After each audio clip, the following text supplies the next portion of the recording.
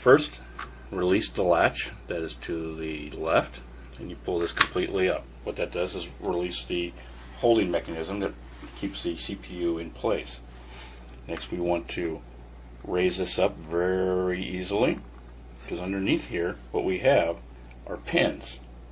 These pins are sticking up. These pins used to be located on the CPU themselves, but now they've inverted this and they are actually on the motherboard. So please keep your fingers away from this and be very, very careful. If you bend one of those, you may be very, very, very, very lucky. Straighten it back out, but there are chances that you're not, because there are contact points on the bottom of the CPU that these do need to touch. Down in these corners, you have two lineup tabs.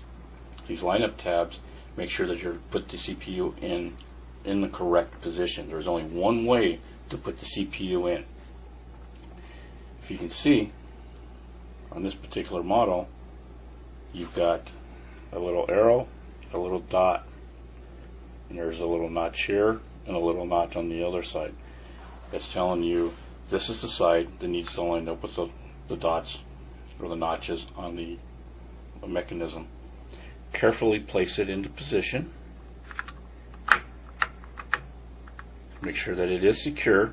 You'll know that it's secure because you can't move it around, and that it is in position and it won't move, and it has become somewhat flush down into the socket.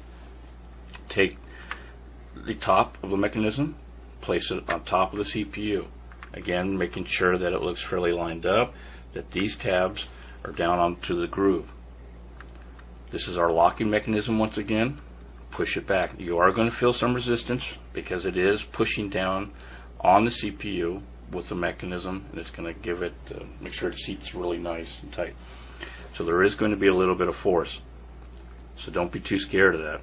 You're going to push down on it, and then this is going to lock underneath this mechanism here, this latch. And there you go. You have installed your CPU.